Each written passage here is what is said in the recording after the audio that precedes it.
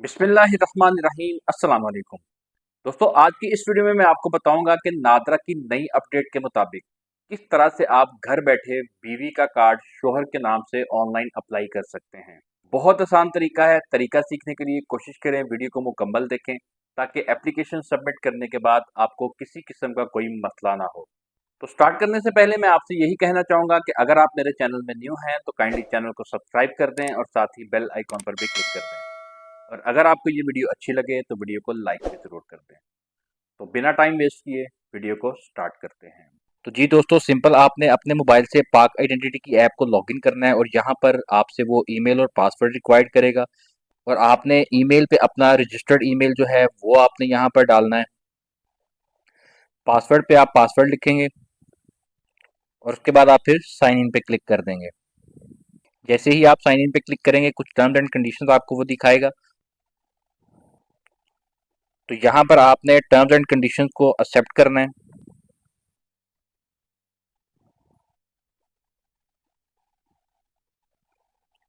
जैसे ही आप term and condition को एक्सेप्ट करेंगे कुछ इस तरह से इंटरफेस आपके सामने आ जाएगा। तो आप चूंकि बीवी का शनाख्ती कार्ड जो है वो शोहर के नाम पे बनाना चाहते हैं तो उसके लिए आपको एक नई एप्लीकेशन अप्लाई करना पड़ेगी।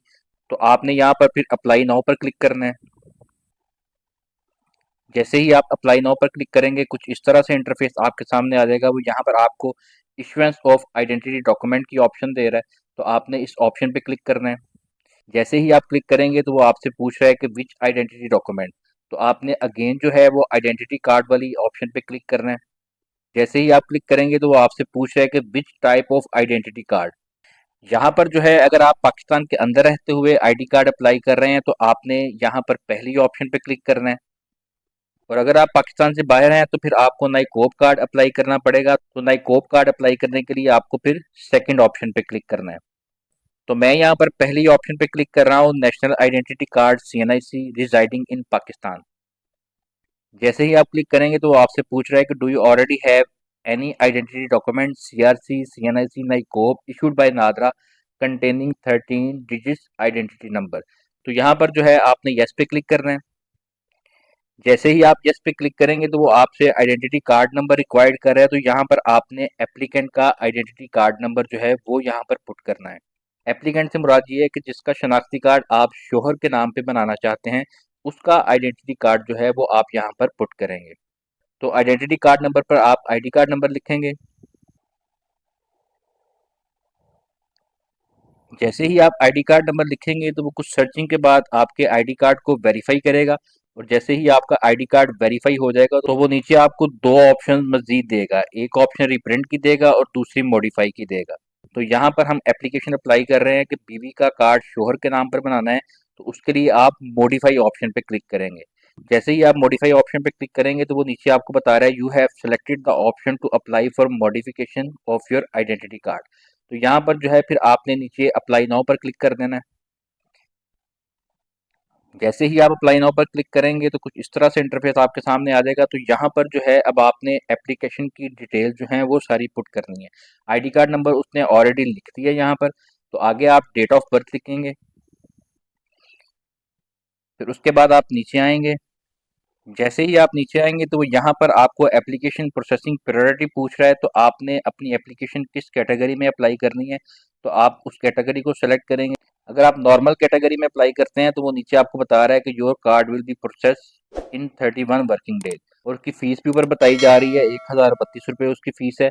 और अगर आप अर्जेंट के लिए अप्लाई करते हैं तो अर्जेंट जो है वो 23 वर्किंग डेज में आपका कार्ड बनेगा और उसकी 1782 रुपये फीस है। और अगर आप एग्जेक्टिव के लिए अप्लाई करते हैं तो एग्जेक्टिव जो है आपको 7 वर्किंग डेज में मिलेगा और उसकी 2782 रुपये फीस है। और उसके बाद वो आपसे नीचे पूछ रहा है कि do you want your card to be printed in Sindhi. अगर आप अपना कार्ड जो है वो सिंधी में प्रिंट करवाना चाहते हैं तो आप यस पे क्लिक कर दें। और अगर आप नहीं चाहते तो आप नो पे क्लिक कर दें। तो मैंने यहाँ पर नो के ऑप्शन पे क्लिक कर दिया। उसके बाद आप फिर नीचे आएंगे। नीचे वो आपसे कह रहा है कैप्चर फोटोग्राफ। यहाँ पर जो है एप्लीकेंट की पिक्चर अपलोड होगी और आपने कोशिश करनी है कि आपका जो बैकग्राउंड है पीछे वाइट हो और आपकी पिक्चर जो है वो बिल्कुल क्लियर हो। आपने अपनी लाइव पिक्चर जो है वो यहाँ पर बनानी है। ऐसा बिल्कुल नहीं करना कि आपके पास कोई पासपोर्ट साइज फोटो हो और उसको आप जो है वो कैप्चर करने की कोशिश करें तो वो आपकी पिक्चर एक्सेप्ट नहीं होगी। आपने अपनी लाइव पिक्चर जो है वो यहाँ पर कैप्चर करनी है। तो मैं यहाँ पर पिक्चर कैप्चर करने के बाद वापस आता हूँ, तो फिर उसके बाद हम नेक्स्ट स्टेप की तरफ चलते हैं। तो जी दोस्तों, पिक्चर कैप्चर करने के बाद आपको नीचे कंटिन्यू की ऑप्शन नज़र आ रही है, आपने यहाँ पर कंटिन्यू की ऑप्शन पे क्लिक करना है। जैसे ही आप कंटिन्यू की ऑप्शन पे क्लिक करेंगे, कुछ सर्चिंग के बाद जो है वो आपको नेक्स्ट स्टेप की तरफ ले जाएगा। आप देख सकते हैं कि अब आप सेकंड स्टेप पे आ गए हैं। यहाँ पर आपसे वो पर्सनल डिटेल्स जो है वो रिक्वायर्ड कर रहा है, तो यहाँ पर आपने एप्लीकेंट की डिटेल जो है वो पुट करनी है। तो दोस्तों, यहाँ पर आप गिवन नेम पे गिवन नेम लिखेंगे। गिवन नेम से मुराद ये है कि आपके नेम का जो फर्स्ट नेम है वो आपने यहाँ पर लिखना है। अगर आपका एक ही नेम है और सर नेम नहीं है, तो आपने फिर गिवन नेम को छोड़ देना है और सर नेम पे सिर्फ अपना नेम जो है वो सिर्फ लिखेंगे। फिर उसके बाद आपने नेम उर्दू पे जो आपका नेम है, जो आप इंग्लिश में नेम लिखेंगे, उसको आपने उर्दू में भी राइट करना है। उसके बाद आपने यहाँ पर जेंडर फीमेल सेलेक्ट करना है। अच्छा, जैसे ही आप अपना मैरिज स्टेटस मैरिड सेलेक्ट करेंगे, तो वो आपको नीचे ऑप्शन देगा कि do you want to print your father's name on your card. तो यहाँ पर जो है आपने बड़ी एहतियात के साथ इस ऑप्शन को सिलेक्ट करना है, क्योंकि आप जो भी ऑप्शन सेलेक्ट करेंगे उसी हिसाब से आपका आईडी कार्ड जो है वो प्रिंट होकर आएगा। तो अगर आप बीवी का कार्ड जो है वो शोहर के नाम पे बनाना चाहते हैं, तो आपने यहाँ पर नो की ऑप्शन पे क्लिक करना है। जैसे ही आप नो की ऑप्शन पे क्लिक करेंगे, तो आपका कार्ड जो है वो शोहर के नाम के साथ प्रिंट होकर आएगा। और अगर आप यस पे क्लिक करते हैं, तो आपका कार्ड जो है वो फादर नेम के साथ प्रिंट होकर आएगा। तो आपने यहाँ पर अपने हिसाब से ऑप्शन को सिलेक्ट करना है। अगर आप शोहर के नाम से अपना आईडी कार्ड बनाना चाहते हैं, तो आप फिर नो की ऑप्शन पे क्लिक करेंगे। लैंग्वेज में आपने अपनी लैंग्वेज जो है नेटिव लैंग्वेज वो आप अपनी सेलेक्ट करेंगे। जो भी आपकी लैंग्वेज है, उर्दू है, इंग्लिश है, पंजाबी, गुजराती, हिंद को जो भी है, वो आपने अपनी लैंग्वेज को सेलेक्ट करना है। फिर उसके बाद आपने अपना रिलीजन सेलेक्ट करना है। जो भी आपका रिलीजन है वो आप सेलेक्ट करें। ब्लड ग्रुप में आपने अपना ब्लड ग्रुप लिखना है। जो भी आपका ब्लड ग्रुप है वो आप यहाँ पर मेंशन करें, और अगर आपको नहीं पता तो आप नन की ऑप्शन को भी सेलेक्ट कर सकते हैं। आइडेंटिफिकेशन मार्क में अगर आपका कोई आइडेंटिफिकेशन मार्क है तो लिख दें, अगर नहीं है तो आप यहाँ पर नथिंग लिख दें। और उर्दू में यहाँ पर आप अपना आइडेंटिफिकेशन मार्क कुछ नहीं लिख सकते हैं। फिर उसके बाद ओल्ड सिटीजन नंबर की ऑप्शन आप छोड़ सकते हैं। फिर नीचे आपसे पूछ रहा है कि are you a twin sibling. तो यहाँ पर जो है आपने अपने हिसाब से ऑप्शन को सेलेक्ट करना है। अगर आप ट्विन्स हैं तो आप यस पे क्लिक करें, अगर नहीं है तो आप नो पे क्लिक कर दें। फिर उसके बाद वो आपसे कह रहा है कि सिलेक्ट एजे के रेजिडेंशियल स्टेटस, यानी वो आपसे कह रहा है कि अगर आपका आज़ाद जम्मू कश्मीर रेजिडेंशियल स्टेटस है तो आप वो अपना मेंशन करें।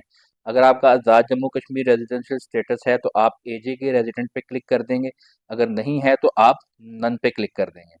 जी दोस्तों, ये पर्सनल डिटेल लिखने के बाद आपने यहाँ पर फिर कंटिन्यू पे क्लिक कर देना है। जैसे ही आप कंटिन्यू पे क्लिक करेंगे, तो वो आपको फिर नेक्स्ट स्टेप पर ले जाएगा। यहाँ पर जो है वो आप आपसे बर्थ डिटेल पूछ रहा है, तो आपने बर्थ कंट्री में अपना बर्थ कंट्री सेलेक्ट करेंगे। आप जिस कंट्री में भी पैदा हुए हैं उस कंट्री को सेलेक्ट करें। फिर उसके बाद वो आपसे प्रोविंस पूछ रहा है कि आप किस प्रोविंस में पैदा हुए हैं, तो आपने अपना प्रोविंस जो है वो सेलेक्ट करना है। डिस्ट्रिक्ट जो है वो आपसे पूछ रहा है कि आप किस डिस्ट्रिक्ट में पैदा हुए हैं, आप अपना डिस्ट्रिक्ट सेलेक्ट करेंगे। फिर तहसील जो है वो आपसे पूछ रहा है, तहसील आप सेलेक्ट करेंगे। फिर उसके बाद वो आपसे प्रोफेशन एंड क्वालिफिकेशन पूछ रहा है, तो यहाँ पर प्रोफेशन में आपने अपना प्रोफेशन लिखना है। हाउसवाइफ हैं, हाउसवाइफ लिखते हैं। स्टूडेंट हैं, स्टूडेंट लिखते हैं।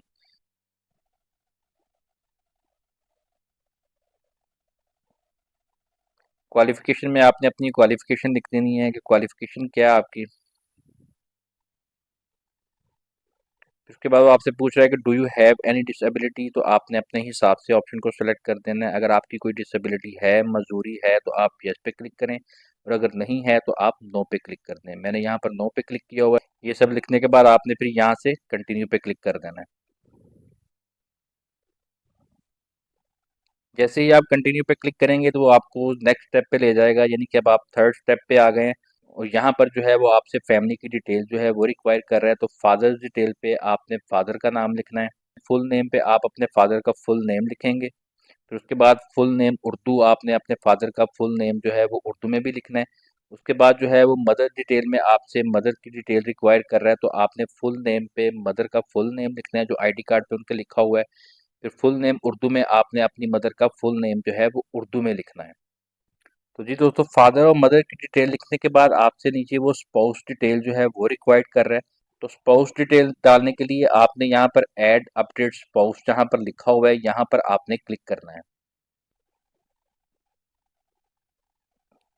जैसे ही आप क्लिक करेंगे तो वो स्पाउस डिटेल डालने के लिए आपको कुछ ऑप्शन देगा। तो यहाँ पर फुल नेम पे जो है आपने स्पाउस यानी शोहर का नाम जो है वो यहाँ पर लिखना है। उसके बाद फुल नेम उर्दू में आपने शोहर का फुल नेम उर्दू में जो है वो आपने यहाँ पर लिखना है। उसके बाद मैरिज डेट में जो आपके मैरिज सर्टिफिकेट में मैरिज डेट लिखी हुई है वो आप यहाँ पर लिखेंगे। तो स्पाउस डिटेल लिखने के बाद आपने यहाँ पर फिर सेव स्पाउस पे क्लिक कर देना। तो स्पाउस की सारी डिटेल जो है वो सेव हो जाएगी। जैसे ही आप सेव स्पाउस पे क्लिक करेंगे तो यहाँ पर फिर आपको वो इन्फॉर्मेशन भी देगा कि spouse information is updated successfully. जैसे ही आपको ये इन्फॉर्मेशन दे तो आप ऊपर से कैंसिल वाली ऑप्शन से इसको कैंसिल कर दें।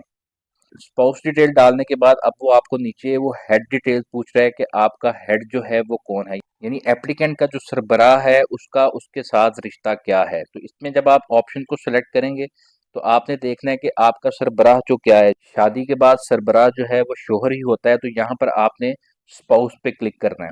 जैसे ही आप स्पाउस की ऑप्शन पे क्लिक करेंगे तो फिर सिटीजन नंबर पे आपने अपने शोहर का जो है वो आईडी कार्ड पुट करना है। तो शोहर का आईडी कार्ड लिखने के बाद आपने फिर यहाँ पर कंटिन्यू पे क्लिक कर देना है।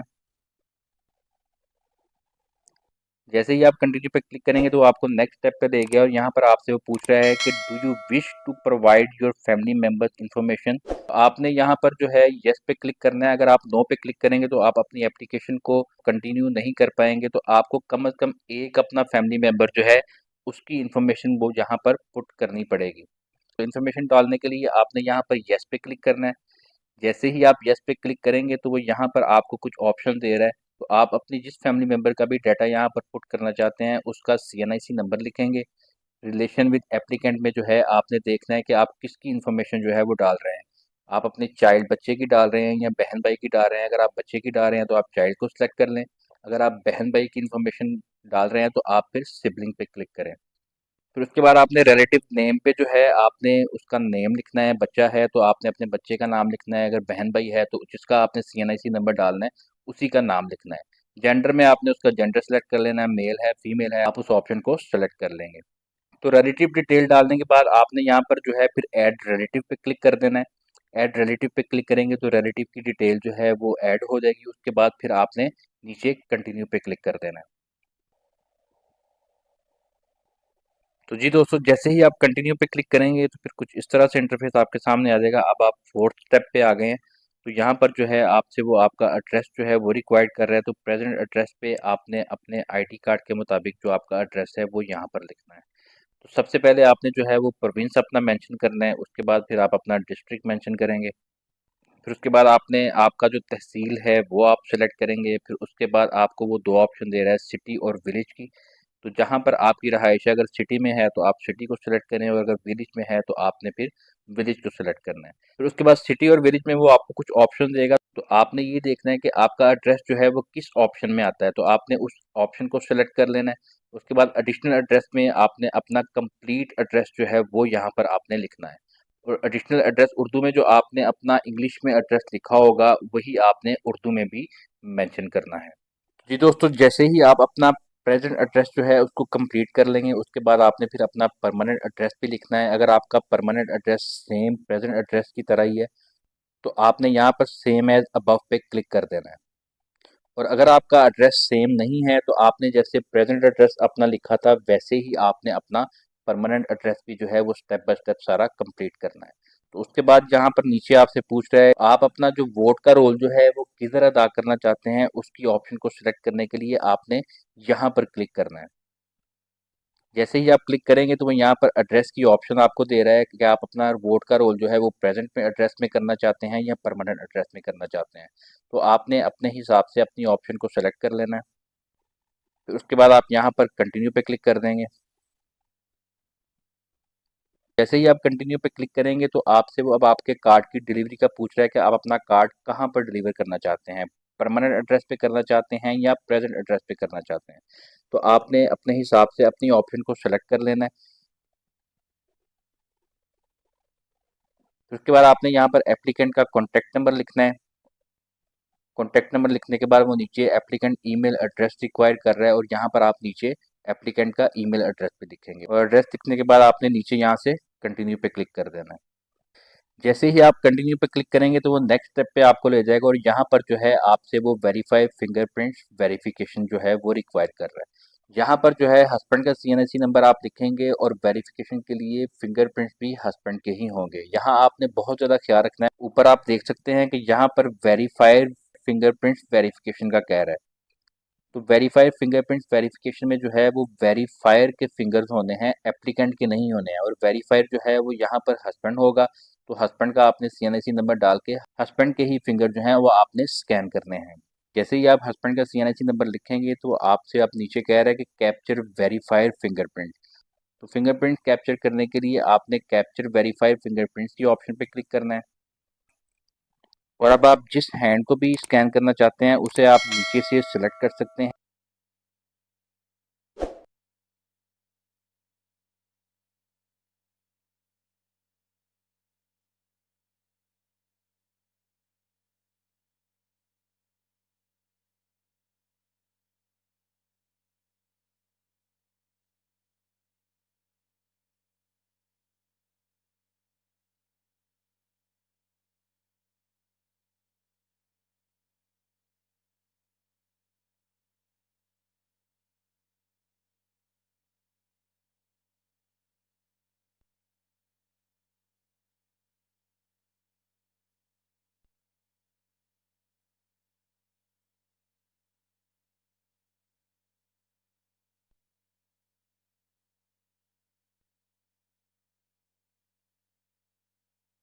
तो जी दोस्तों, जैसे ही आप वेरीफायर के सिग्नेचर और उनके फिंगरप्रिंट जो हैं आप स्कैन करेंगे तो और कंटिन्यू करने के बाद फिर कुछ इस तरह से इंटरफेस आपके सामने आ जाएगा।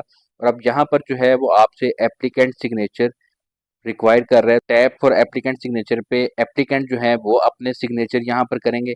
उसके बाद मोबाइल फिंगरप्रिंट एक्विजिशन में जो है एप्लीकेंट अपने फिंगर जो हैं वो स्कैन करेंगे। तो ध्यान से आपने ये स्कैन करने हैं क्योंकि इसमें टोटल 10 अटेम्प्ट्स होती हैं।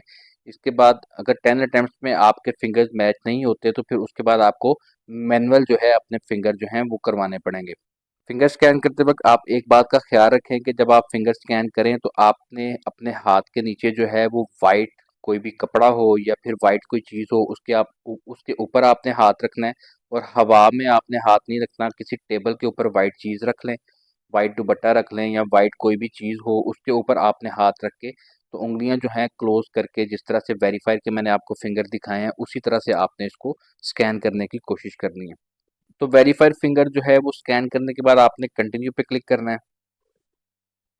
जैसे ही आप कंटिन्यू पे क्लिक करेंगे तो आपसे वो डॉक्यूमेंट रिक्वायर्ड करेगा। तो आपने इस तरतीब से अपने डॉक्यूमेंट जो हैं तमाम डॉक्यूमेंट जो आपसे रिक्वायर्ड करेगा वो आपने इस तरतीब से अपने डॉक्यूमेंट को सेट कर लेना है।